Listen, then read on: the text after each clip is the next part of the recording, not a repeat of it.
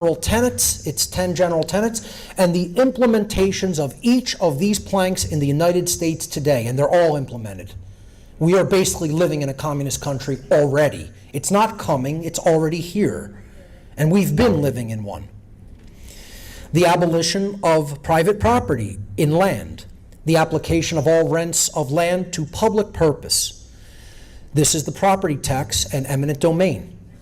Okay? If you have to pay a tax on so-called property, I have news for you. You don't own the property. Someone else owns it as a feudal lord, and they are renting you the usage of the land through the property tax. And if you don't believe that, you're incorrect. That's the truth of the matter. That's what we have. We have a system of neo-feudalism in America and throughout the world. Number 2, a heavy progressive or graduated income tax. Boy, do we have that. You know, that's the income tax and Internal Revenue Service, the IRS. The abolition of all rights of inheritance. This is known in the United States as the estate tax or the death tax. Inheritance has basically been wiped out. I've just been a victim of this. You know, my former partner who passed, verbally and in writing, said, my property is to pass to you. And because that was not done correctly with the state comes in, says we're swooping in and claiming ownership of her estate and giving it to whoever we deem fit. Forget what she wanted.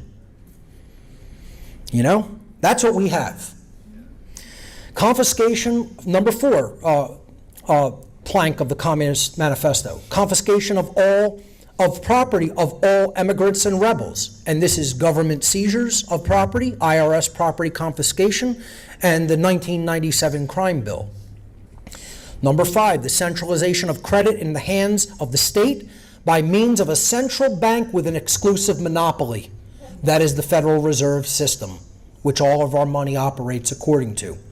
So all implemented forms of the communist planks of the Communist Manifesto.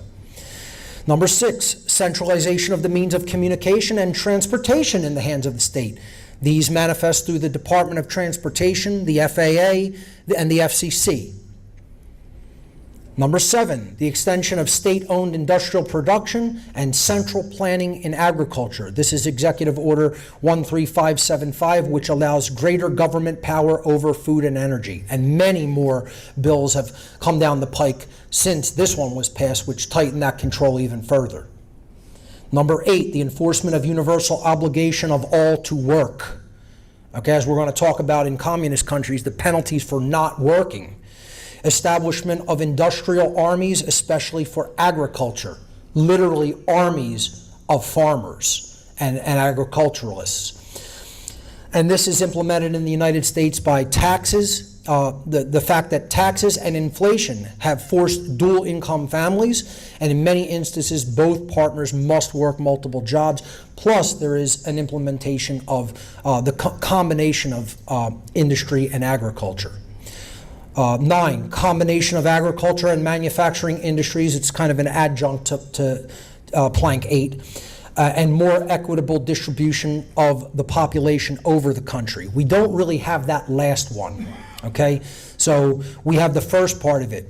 This is a questionable implementation in the United States, and there may be a revised plan to implement that, but we do have combination of agriculture and manufacturing through robotics, AI, and coming 15-minute cities, which they want to implement as part of Agenda 2030 and the Great Reset.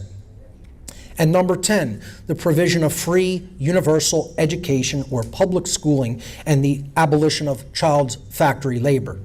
Obviously, the child factory labor is actually one of the good planks of the manifesto, because we shouldn't be forcing children to work in factories.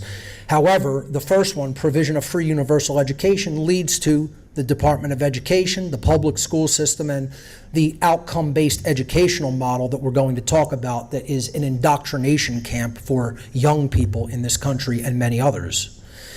Every plank of the Communist Manifesto has been implemented in the United States in some form or fashion.